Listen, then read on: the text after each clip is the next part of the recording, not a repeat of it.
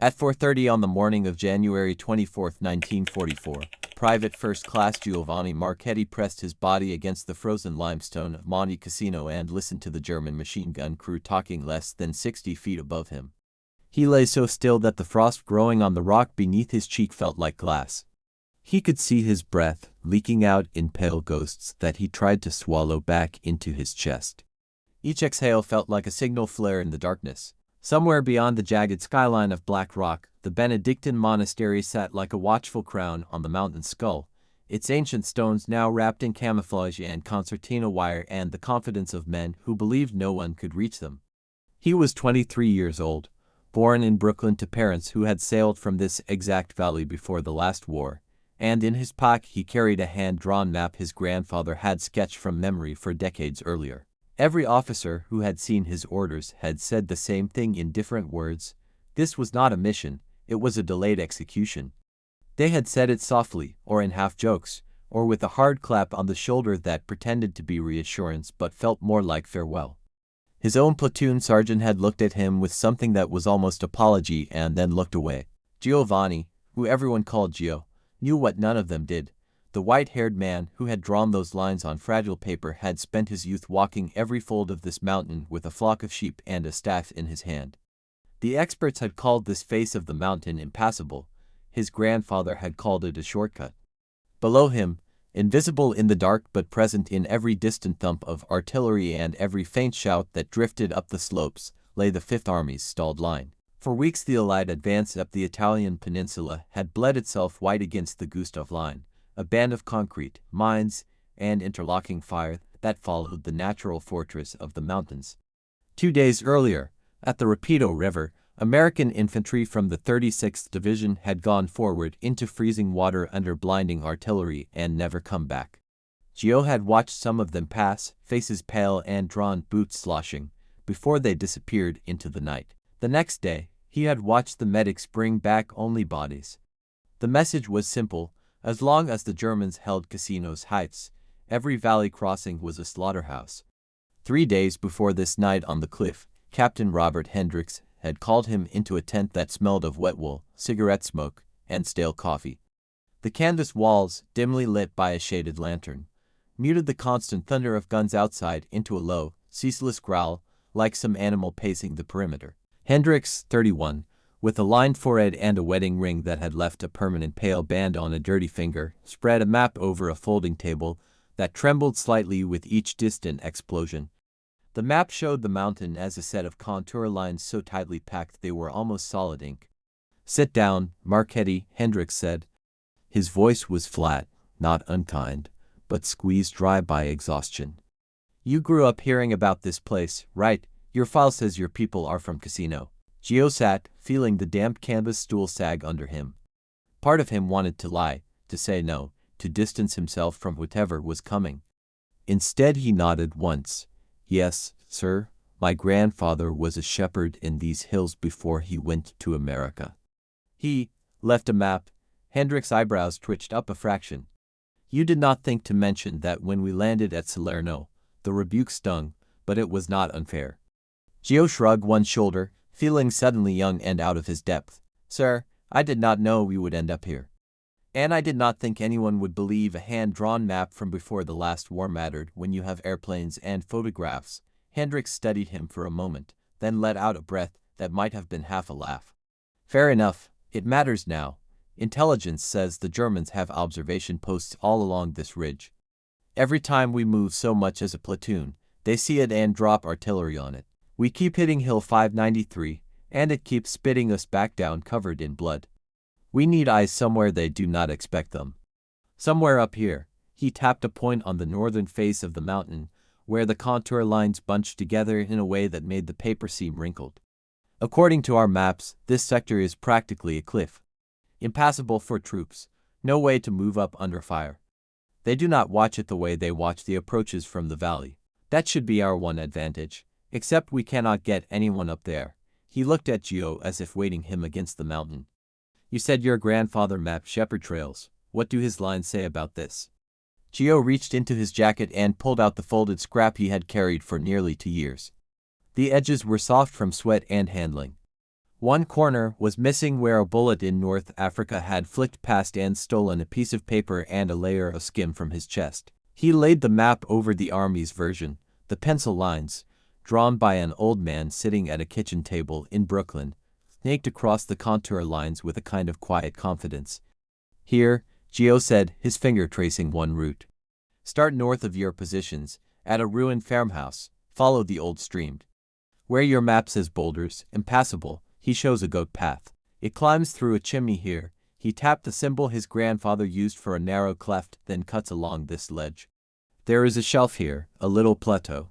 He always said that is where he would sit and watch storms roll over the valley. Hendricks studied the overlapping maps. For a long moment, no one spoke.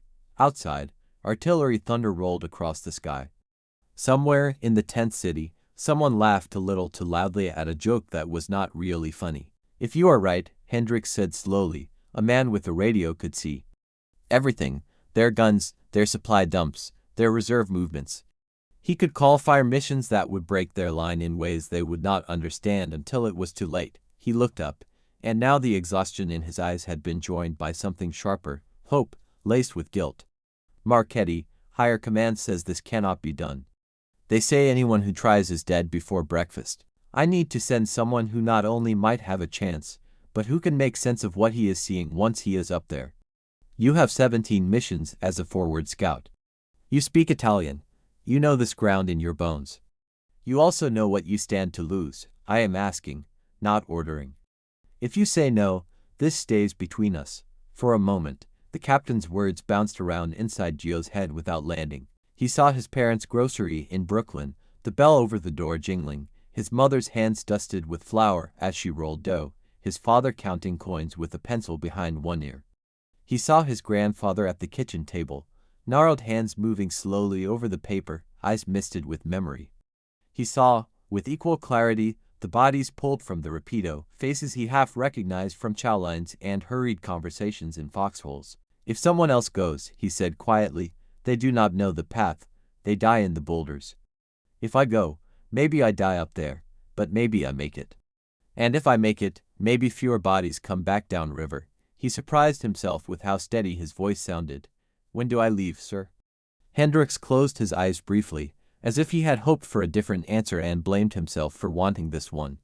48 hours. You move at 0400, alone. Your call sign will be Shepherd. You will carry an SCR 300, 3 days of rations, and what ammunition you can handle. No flares, no extra weight. The radio must survive the climb. And Gio. He almost never used first names. If things go bad, you will be on your own in every way that matters. I will not be able to get you out. Gio nodded once.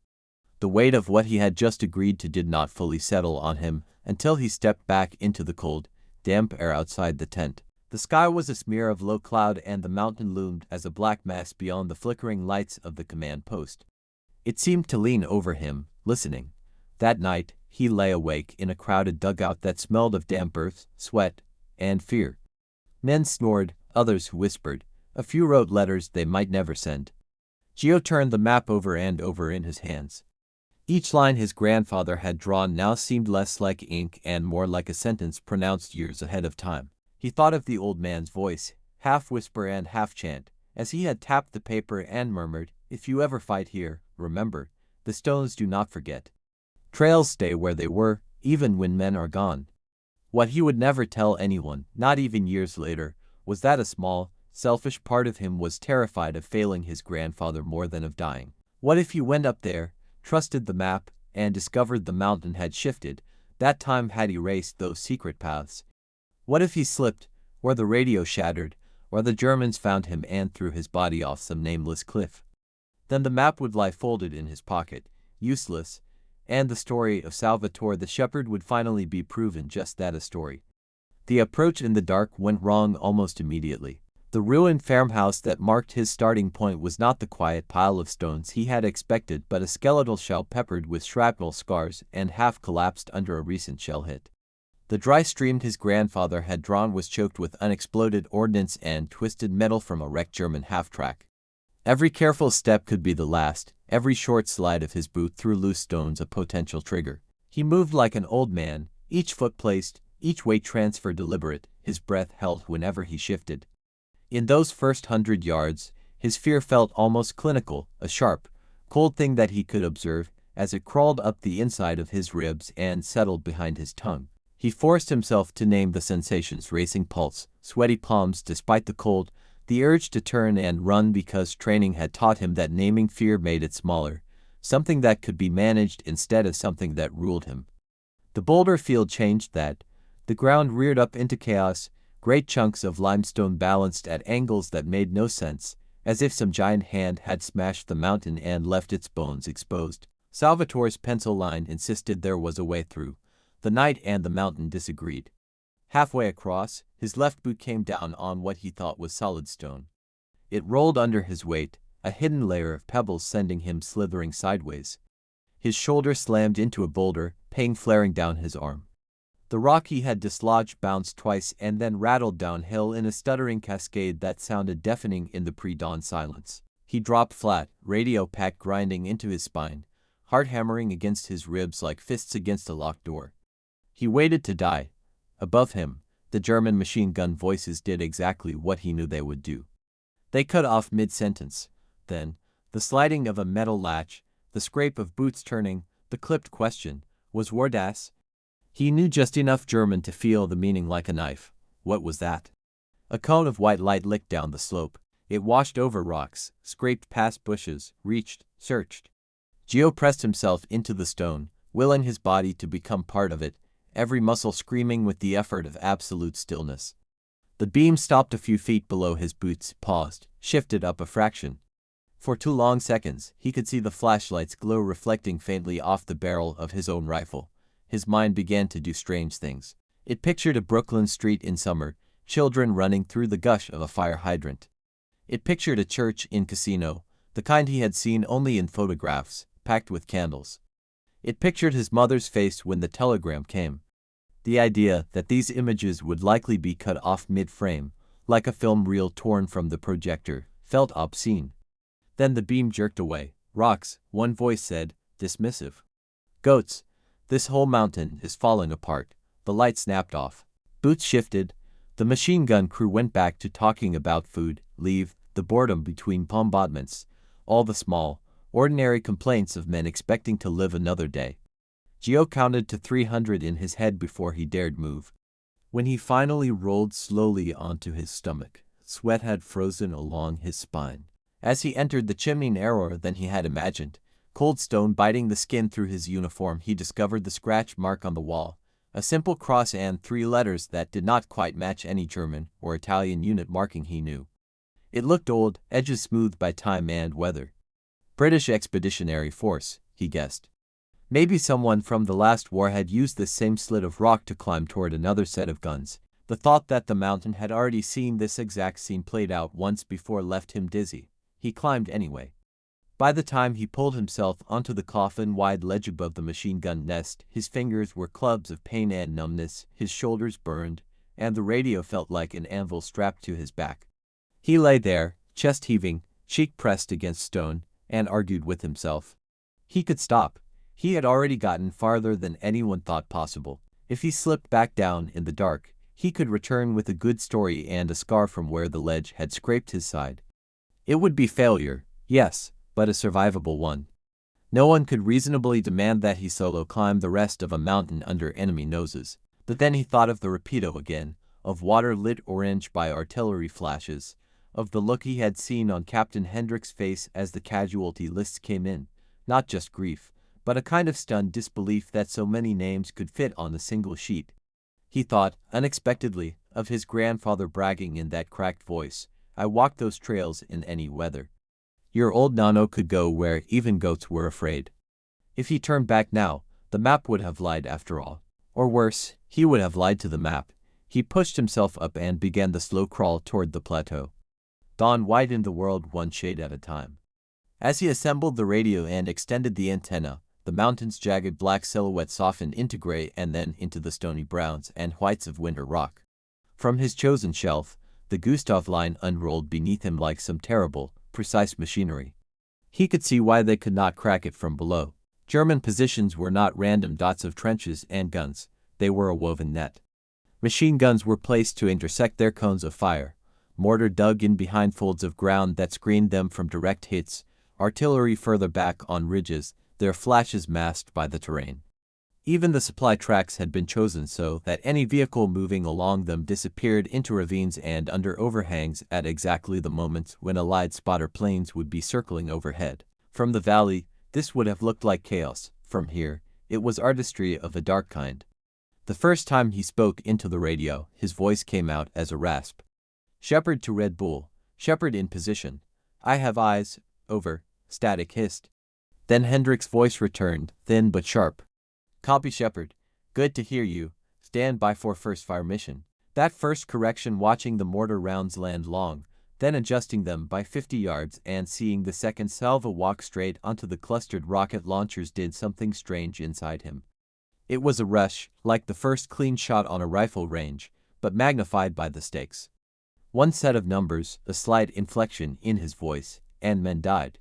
Men he could see. When the Nebelwerfer battery cooked off, rockets spiraling in wild directions as their launch tubes were shattered, he watched the crews scramble, some trying to save equipment, others trying simply not to burn. He could hear faint screams, maybe his mind supplied them. He knew, intellectually, that these were the same launchers that had been sending shrieking emblems of terror onto his own lines for weeks. He thought of buddies flattened in their foxholes, hands over ears, as those wild rockets landed. He told himself that this was justice. Still, for a moment, his hands trembled on the glasses. Every new target dragged him deeper into that moral fog. The command bunker he identified, its camouflaged roof almost invisible until he saw a messenger trot up to it and leave a moment later. The supply trail where trucks jostled and slid as they climbed, drivers leaning out to shout at each other in urgent German. A medical station, marked by a red cross barely visible under a net. He saw it, noted it, and deliberately did not speak the coordinates into his microphone. That silence cost him nothing and yet felt heavier than any order. He realized then that his internal war ran along a line his officers did not see. To them, the enemy on this mountain was German. To him, it was something more complicated, a twisted reflection of his own blood. The language drifting up from the valley carried familiar cadences. When Italian auxiliaries cursed or joked, the words jabbed at parts of his memory he had tied firmly to his grandparents' grocery and Sunday dinners. He was calling death down on men who might have eaten at the same tables, knelt in the same churches, kissed the same icons on the same saints' days. He pushed the thought away by burying himself in procedure, distances, corrections, rates of fire, brackets. The abstract language of artillery calls became a shield. When the Germans finally realized there was a ghost up on their impassable wall, the psychology of the battle shifted. Before, their confidence had been absolute. The high ground belonged to them, its angles and ridges mapped and secured. Now, with each accurate barrage landing where they felt safest, a seed of doubt sprouted. Gio saw it in the way the patrol moved toward him. They were good, yes, spreading out, using the rocks, covering each other. But there was also something brittle in their posture, a tension that said this was not supposed to be happening. Something was wrong with their map of the world. As he sighted in on the patrol leader, he saw a flash of a young face under the mottled helmet, maybe no older than himself, lips moving as the man spoke briefly into a field telephone slung over his shoulder. Gio wondered, unhelpfully, if that paratrooper's mother worried about him in some German town, if she had a photograph on a mantle the way his own mother did. He fired anyway. The first German dropped, arms flailing as he toppled backward into a cluster of stones. The rest reacted with professional speed, diving for cover, snapping their rifles up toward the ledge. The crack of Mauser fire filled the small space like hail on sheet metal. Stone chips stung his face. A bullet shattered a rock an inch from his left hand. The sudden intimacy of being hunted stripped away the comfortable distance between observer and killer. No more numbers, no more abstraction, just them and him and the narrow question of who would be alive 1 minute from now. Calling fire on his own position felt less like courage and more like desperation wrapped in math. He knew the danger radius of an 81mm mortar round by heart. He knew the distance between his plateau and the point where the German patrol had taken cover. He also knew that men lost fingers, eyes, and sometimes lives when friendly rounds felt too close, even when everyone did the calculations correctly. He did it anyway. Drop 50, fire for effect, he said, and his voice cracked on the last word. You will be in the blast, Hendricks warned. He sounded smaller now, the way all voices did when carried across miles of cold air and wire. I know where I am, Captain, Gio snapped back, surprising himself. Some tight, coiled part of him had snapped loose under the strain. I also know where they are. Either they move back, or they take this spot from me. You decide whether you want me calling your guns, or them using it to look down on you. There was a beat of silence. Fire for effect, Hendricks repeated, this time into his own handset. On Shepard's mark, the shells came in like falling mountains. The air turned into a fist that slammed into his chest and ears. For a moment, there was no up, no down, just concussions and the high, wailing whine that replaced all other sound in his head. When the dust cleared and his vision stopped pulsing at the edges, he wiped grit from his eyes and peered downslope. Two of the paratroopers lay twisted at unnatural angles. The others had broken contact, shaken enough by the near miss that they retreated to regroup and reconsider whether the ghost on the cliff was worth the cost. The hours that followed became a strange, stretched-thin existence. He oscillated between two worlds, the clinical, radio-bound dance of coordinates and corrections, and the raw, immediate animal awareness that came when German eyes turned his way. Between fire missions, there were long minutes where nothing happened except the slow seep of cold through every layer of clothing, the steady ache in his injured shoulder and then, later, the burning throb in his leg when a shell fragment finally found him. That hit came late in the day, when the P-40 attack on the hidden road had enraged the German command. Watching the fighter-bombers roll in had been almost beautiful, the way their silhouettes swooped against the winter sky, the clean arcs of their dives. The explosions along the road, trucks blooming into fireballs and drivers leaping from cabs, were not beautiful, but they were effective. Even from this distance, he could see the moment when the flow of reinforcements stuttered and broke. He had about 30 seconds to appreciate the impact before the mountain answered. German guns that had been firing intermittently all day shifted their aim. They were no longer content to answer American mortar. Someone had triangulated his likely arc of observation. The first shell arrived with the eerie, drawn-out whine that every soldier learned to distinguish from background noise. It felt personal, like an accusation. The blast below his ledge threw him sideways. Rock fragments tore up from the slope like shotgun pellets the size of teeth. Something punched into his left thigh, hot and deep. For a heartbeat, he thought a bullet had taken his leg off. When he dared to look, he saw blood soaking through the fabric, but the limb still there, still answering in some dull way when he ordered it to move. He laughed once, a short, disbelieving bark. The sound startled him. It sounded too much like hysterics edging in. Red Bull, this is Shepard, he gasped into the microphone. You might tell the flyboys they made an impression. Are you hit? Hendricks demanded. Just scratched, Gio lied. He was not sure if he was lying to Hendricks or to himself. Radio still good. Antenna is bent, but I have signal. I can keep calling. He could not see Hendricks' face, but he could imagine it. Jaw clenched, eyes flicking between the map and the casualty reports, the lines of responsibility etched deeper with each decision. Good officers never stopped doing the calculus of lives traded for ground gained. Somewhere in that mental ledger, Gio knew his own name was a small entry with a question mark beside it. How long do we spend this? When the order to withdraw finally came, it came wrapped in that same calcified concern. Shepard, this is Red Bull Actual. You have done more than anyone had any right to ask. Battery is reading low on your set.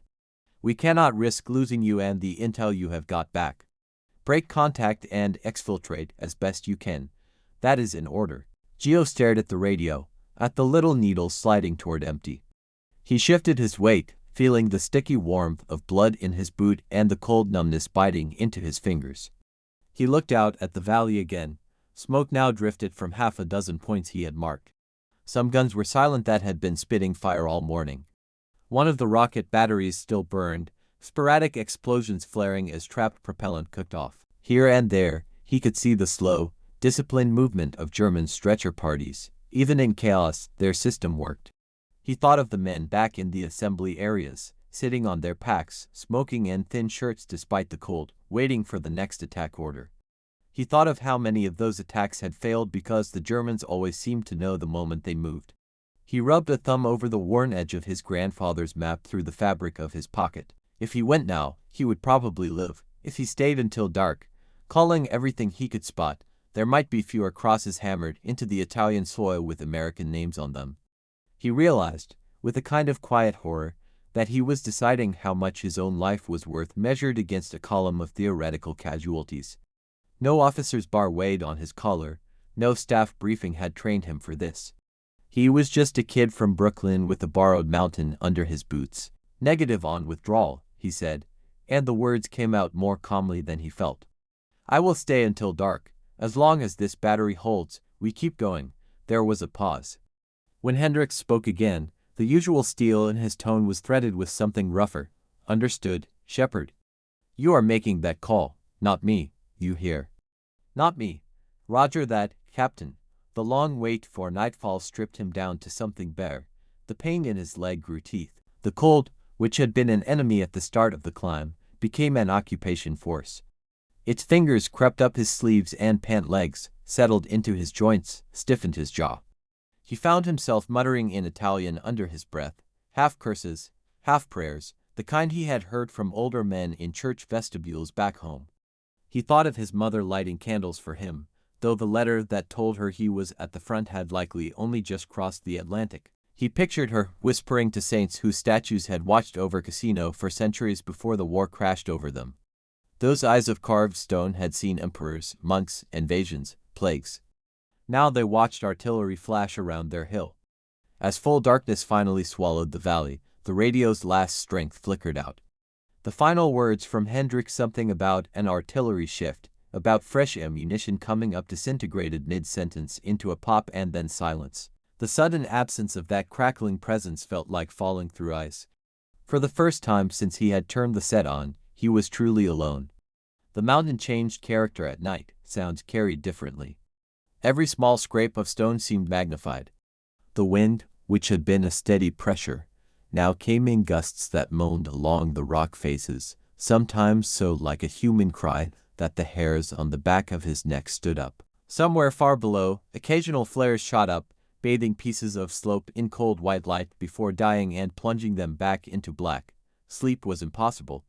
Even if his leg had not throbbed, even if his fingers had not ached, even if the knowledge of German patrols had not hung over him like a blade, his mind churned to fast.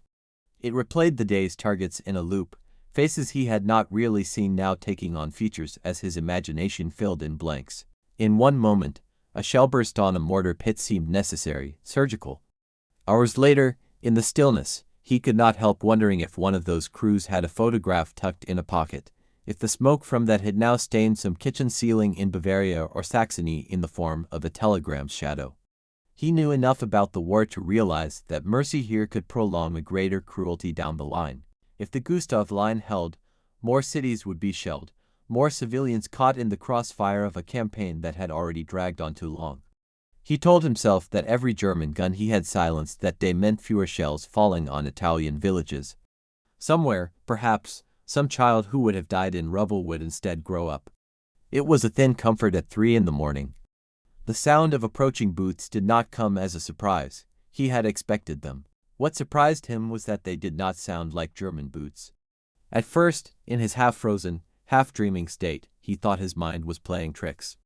The curses drifting up were in English, but the rhythms were different from the Midwestern drawls and Southern vowels that made up most of his division. These were clipped, fast, almost musical. "Keep it tight, keep it low," a voice hissed. "If any of you bastards kick a rock, I will toss you back down myself." That was definitely not German. He dragged himself up enough to point the pistol toward the sound, hand shaking. When the lead figure emerged from the shadows at the edge of the plateau, face streaked with soot, eyes bright, he saw the familiar angular jaw. "Marchetti," Lieutenant Thomas Chen said, voice low but edged with relief. "You look like something the cat dragged in, chewed, and then decided to keep anyway." For a second, all Gio could do was stare. His brain tried to fit this reality into the narrative he had been constructing about how this night would end. It did not fit. The expected image, that of German helmets cresting the rocks, bayonets glinting, shivered and cracked. "Sir," he managed. The word came out hoarse. "We heard the Krauts start shifting everything toward this sector after the airstrike. Chen said. Hire thought you were done. Captain Hendricks disagreed. So a few of us volunteered to come see if your dumb Italian hide was still up here. Ranger Company borrowed us the pathfinding skills and some explosives. We came up the western side while you had everyone shooting uphill like ghosts. There was a grin in his voice that did not quite reach his eyes. Behind him, dark forms moved with controlled efficiency, setting charges, placing ropes. These were men used to getting in and out of tight places. You came for me, Gio asked, as if the concept were foreign. Do not get sentimental on me now, Chen said. You did not see Hendricks yelling at anybody who suggested you were expendable because you do not outrank a field telephone. We are burning a lot of favors and more than a little luck to be here. So we are leaving. Now, the descent became its own small campaign. Where Gio had climbed alone with his fear for company, he now moved in a chain of men who passed him from hand to hand when the pain in his leg made footing impossible. Explosions thumped further along the ridge as Rangers blew charges to create diversions, collapsing sections of trench and rock, forcing German response units to chase ghosts on 3 different slopes. At one point, the night flared orange as a carefully set Bangalore torpedo ripped open a vein of barbed wire below them, the spikes snapping and whipping like angry snakes. Twice, they froze as flashlights speared through the dark. Once, a German voice called out in Italian, demanding a password from what he thought was his own patrol. One of Chen's men, an Italian-American from Chicago, answered in a rural dialect so perfect that years later Gio would still wonder how the man had learned it. The German, apparently satisfied, waved his unseen comrades past. Every foot of ground they covered doubled the weight of what they carried. It was not just Gio's body, or the equipment, or the exhaustion. It was the knowledge of what lay behind them up there on that shelf, a day's work that had altered the invisible math of the front. The idea that all of that could have vanished into the rock with a single well-placed shell had been hovering unspoken over his head. Being pulled down now, ungently but effectively, felt like being yanked back from a cliff twice. When American lines finally recognized them after a harrowing minute with rifles leveled, passwords misremembered and corrected at gunpoint, nerves frayed to threads, the sky over the valley was just starting to pale again. Men on their own side looked gaunt with fatigue and disbelief. Someone let out a ragged cheer. Someone else just sat down hard in the mud and stared. Gio did not remember collapsing. One heartbeat, he was leaning on Chen's shoulder, trying to make a joke about the scenery. The next, white canvas hung over him and a medical officer's face swam into view, upside down and pinched with concentration. The field hospital was another world. Here, the mountain was stories told in quick fragments between blood transfusions and morphine drips. Here, numbers appeared not as grid references but as temperatures and pulse rates and lists of casualties pinned to boards. Here, he was no longer a ghost on a cliff but one more body on a cot. In fever dreams, the plateau became a ship at sea, rocking under artillery waves. The German patrols blended with boys from his Brooklyn street, their helmets dissolving into flat caps, their Mausers into baseball bats. At one point, he woke to find his grandfather's paper in his hand, crumpled, the pencil lines almost effaced by sweat and blood. A nurse gently pried it free and placed it under his pillow like a relic. When Captain Hendricks came, he did not stand at the foot of the bed and deliver a speech. He sat down, hard, on a folding chair and rubbed his eyes with thumb and forefinger. For a few minutes, they just listened to the hum of generators and the distant boom of guns that still had not stopped. You were supposed to be dead, Hendricks said at last, with the bluntness of the exhausted. Division wrote you off on paper right after you climbed past our last fallback line. I signed it.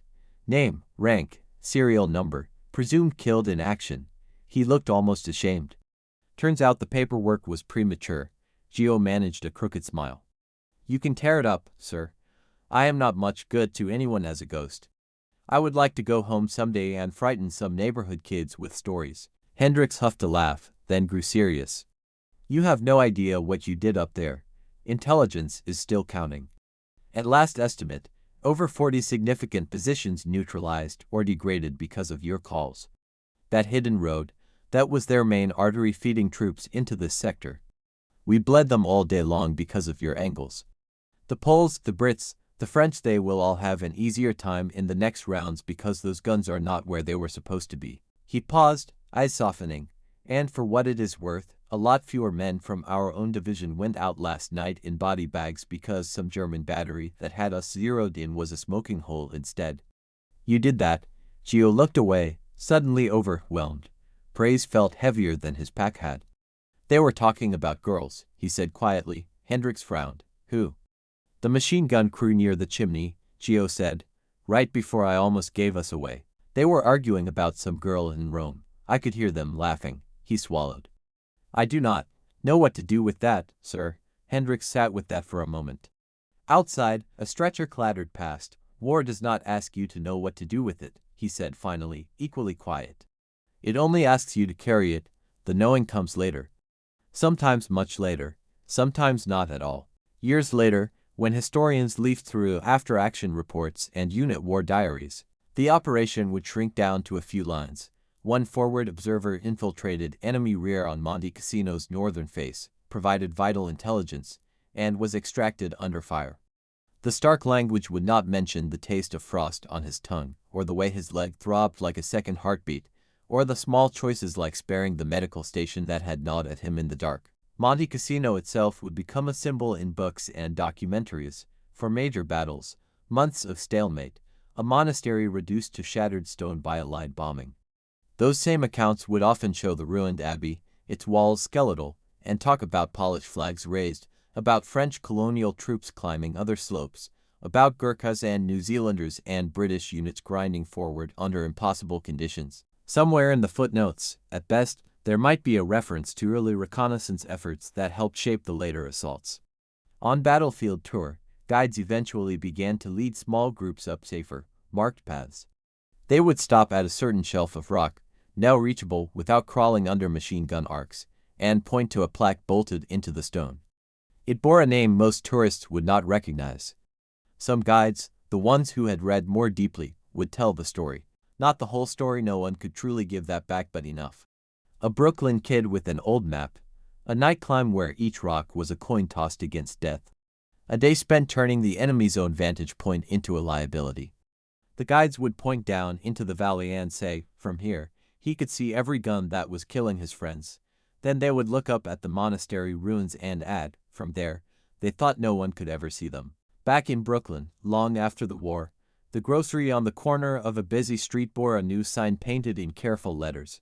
Marchetti and Sons. Inside, behind the counter, an older man with a limp and graying hair would sometimes reach into a drawer under the cash box and touch a folded piece of paper, more by habit than intention. Its lines were almost invisible now, but he knew them by memory. When customers asked about the limp, he would shrug and say, Italy, a long time ago. If pressed, he might offer a half-joke about rock slides and bad boots. The truth was not something he could compress into the space of a transaction. Once a year, on January 24th, he would close the store early. He would go home, sit at the kitchen table with a glass of red wine, and unfold the map. His children, if they hovered in the doorway wondering what made this day different, might hear a few more details, offered in oblique fragments. He would trace the line from the ruined farmhouse, up the dry stream, through the boulder field, into the chimney, and along to the plateau. His finger would pause there, on that tiny shelf that had felt so enormous when he lay on it, with the whole mountain dropping away below. He would think of German voices and American curses, of prayers in Italian and commands in English, of explosions and the softest sounds of stones sliding underfoot. He would think of faces he had only seen in glimpses through optics, and faces he had known well in barracks now lost to other hills and rivers. Sometimes, in those private moments, he would murmur the same phrase his grandfather had spoken when he handed him the paper, "The stones do not forget." He would add, quietly, and I will try not to, either. The legacy of that climb does not sit in the metal that eventually tarnished in a box, or in the plaque on the mountainside, or even in the training manuals that cite his mission as a case study. It lives in the understanding that wars are not decided only by big arrows on maps, by famous names and grand strategies. Sometimes, a line drawn by an old man at a kitchen table, remembered by his grandson under fire, can tilt a battle. Sometimes, one tired soldier on a cold rock, caught between two languages and two homelands, can bend the course of a campaign by refusing to come down when told to save himself. And that is why stories like his matter. Not because they are tidy, or clean, or easy to celebrate, but because they remind us that the line between survival and sacrifice, between duty and doubt, runs through the heart of a very real person who felt the cold, heard the voices, and walked a path that should not have been possible. If this story moved you, if Giovanni's courage and his grandfather's wisdom reminded you why we must never forget these men, then help us keep their memory alive. Hit the like button to tell the algorithm that history matters. Share this video with someone who loves World War II stories, or with anyone who needs to understand what real sacrifice looks like. Drop a comment below and tell us where you are watching from, or share a story if you had family who served in the war. Subscribe to this channel so you never miss another forgotten chapter of the greatest generation. Every like, every share, every comment helps ensure that soldiers like Gio Marchetti are not lost to time. They climbed mountains we will never see, carried burdens we can barely imagine, and gave everything so we could live free. The least we can do is remember their names.